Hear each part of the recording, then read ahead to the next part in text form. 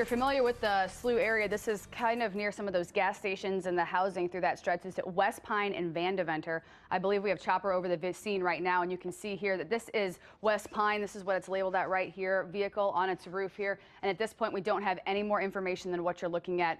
Again, this is chopper live over the scene of the accident at West Pine and Vandeventer. Those are the arches that go on to SLU's campus. So if you're familiar with that stretch, again, a lot of people pass through there, and a lot of foot traffic that starts here in probably the next hour and a half or so as classes get underway. So of course, we'll work to get more information on this as it becomes available. But at this point, I would try and use an alternate route to make your way around that area. Again, West Pine and Vandeventer. Currently, quite a few emergency responders on scene due to an overturned vehicle. Now, this is primarily a residential area, so if you are waking up with us this morning and you're seeing some of the chaos or the lights that's kind of around you, this is what's happening right now. That scene is at Hanley and Monroe. Now, if you are traveling on Hanley, this area right here, all these residents, the only way to exit your residence is on this Hanley stretch here. So we're going to have to work through that with some of the emergency responders there. But if you're on the other side of Hanley, all these homes here do have other avenues to jump on to Page. If you are traveling through that stretch, Pennsylvania is a great alternate route. Also, if you are coming on the other side, you can use Midland to jump onto 170. Also, north and south run right through that stretch as well. So again, Pennsylvania, Midland. Take a look here. This is that live shot. Hanley here. Heavy police presence. A ton of emergency responders on scene. Again, all lanes of Hanley from St. Charles Rock Road south to Page are currently closed, and there's a lot of residential streets in there. A lot of folks this morning waking up to their homes, trying to get their day started, and clearly some concern as to what's going on in their neighborhoods. We contacted both MoDOT and IDOT to crunch the numbers, and both agencies say about 31,000 vehicles cross the new bridge every day. That's about 10,000 less than expected. But here's what that means for traffic on the other bridges heading into downtown St. Louis. The McKinley Bridge, which is the closest to the Stan Musial Veterans Memorial Bridge, has really seen no change. Next up, the MLK. This year, traffic on the bridge is down 44% overall. The Eads Bridge, well, that sees about 3,000 fewer cars every day this year compared to 2013. That's a 27% decrease. And on our busiest bridge, the Poplar, we're seeing about 20,000 fewer cars per day, and that is a 19% decrease. That's not as big of a change as MoDOT had hoped for, but officials there say they do have and they hope to see significantly less congestion on the other bridges. And there's one thing that is confusing a lot of drivers, and that's looking for the new bridge, a lack of signage.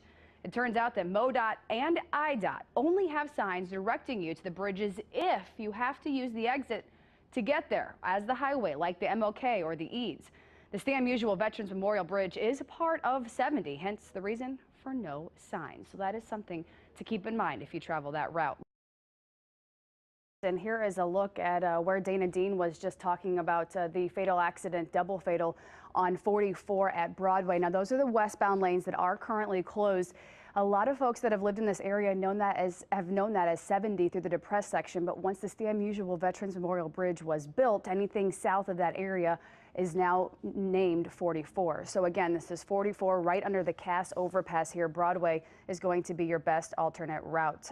If we jump out to our maps and we can take a look at what's going on everywhere else, we are in decent shape. Also, the McKinley Bridge, just a few miles down there, a little bit further south, also closed due to an accident there. And once that reopens, we'll definitely pass that along. That will affect quite a few folks this morning coming from Illinois. And we are looking at speeds very slow across the viewing area.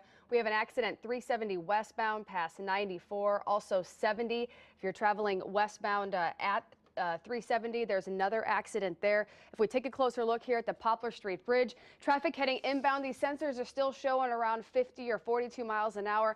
I can promise you that's definitely going to change as some folks head that direction, especially if you travel in from Fairview Heights and Belleville, and that congested spot tends to back up with some slow going traffic. And this being a bridge, it's going to be extra slick there. So again, just please take your time. Here's a look at 70 and 370, a multi-vehicle accident here. This one lane getting by.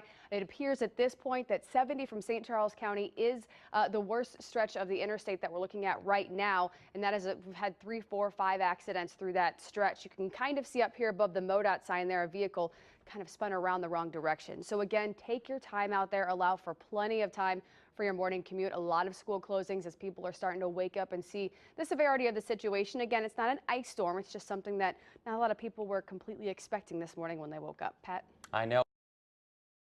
Of traffic if you do have to travel today. I know a lot of folks don't have to work because it is President's Day. A lot of schools already had the day off. Take a look at this map here. Purple indicates that the roads are mostly covered or completely covered. So pretty much the entire state of Missouri at this point. Up north, we are starting to be just a little bit better. It says normal commute up there. But again, anywhere you're headed this morning, you're going to have to anticipate some additional delays and longer travel times. Let's jump out to our first alert traffic cameras, and you'll be able to take a peek at what's going on out near 44 just east of Barry. You can see here these roads pretty well snow-packed there. I know they do the major interstates first, then they do the routes like Route 3 or Highway 141, and then they go down to letters. So the numbers are done first. Maybe Highway T out near St. Albans, and then double letters. So that's kind of the pecking order that they try and get to the roads when it comes to MoDOT trying to clear some of this snow. So just be patient. And again, like Bree mentioned earlier, if you don't have to hit the roads this morning and staying home, that's probably going to be your best bet. That way, all those workers that are working these long shifts can get these road clear and make sure that everyone just gets around town safe and sound. Now, if you are traveling out through this area, the Ferguson-Delwood area, Elizabeth will be a good alternate route. Also, Halls Ferry, if you do have to, again, navigate through that stretch. All the major interstates right now are in great shape. So if 270 across the chain of rocks, you're really not going to have any concern there as you continue to travel westbound there on 270 and then turn to head south. If we go ahead and jump out to our first alert traffic cameras, for those of you who are hitting the roads here in the next couple of minutes, like I mentioned, the situation on the Poplar Street Bridge now completely clear. You can see traffic here traveling inbound into downtown St. Louis just fine at this point. Starting to see some volume here, 270 and 4064, both directions, scooting along there. Accident free really across the bi-state area in other parts, so no concerns there. St. Charles County, you're in pretty good shape. 270 and 367 right there. Again, thick traffic heading across if you're traveling eastbound or westbound, but nothing completely jammed at this point. Just allow yourself plenty of time should you have to head out towards Ferguson or work in that area. But we'll keep an eye on the roads and pass along any information that you need to know about this morning. Totally kidding, but do allow yourself plenty of time if you are scooting out the door here this morning. Roads are still kind of here or there. It's a hit or miss situation when it comes to depending on where your final destination may be. You can see here yellow sensors pretty much on every interstate in both Missouri and Illinois. A lot of Illinois drivers are telling me on Twitter that they are in decent shape. They're not having too many problems, except Illinois 157. I've heard some folks tell me that that's still pretty slick. So if you're heading out towards that, just make sure that you keep that in mind. If we jump out to our cameras, I can show you a quick peek at what 270 looks like at 367 here. Eastbound and westbound traffic definitely starting to pick up just a tad. Northbound 270, I had a report that it's untouched at this point, or appears to be untouched. We have seen MoDOT trucks go through there, so I know they've been out there, but it just keeps snowing, and so roads are still pretty shaky out there. Take a look here at 70 east of Airflight. You can see a couple of those tire tracks there going along 70 eastbound and westbound. A lot of drivers here tapping the brakes. So we're starting to make a little bit of headway there with some of that pavement coming through. But we are going to check in with Jim Tuxbury, who continues our team coverage this morning on the roads. All right, thank you, Andy. The Discovery is actually a bit further north on 370. This is on the Page Extension, which is the Veterans Memorial Bridge. And if you're familiar with that area, the St. Charles Family Arena is there once you cross the bridge. Also, 141 runs through that stretch. Just the eastbound lanes at this point are closed. So if you're traveling westbound, you're still in good shape. Northbound and southbound 270 will take you up to 70. You can cut through on 141 there. Also, if you want to cut through on 94 along 4064 there and then trace back across the Boom Bridge through Chesterfield Valley, those are some good alternate routes. But again, the Page Extension, we've been saying 364. It's known as both of those. But for some folks that aren't familiar with that area, that is what we're referring to in that stretch.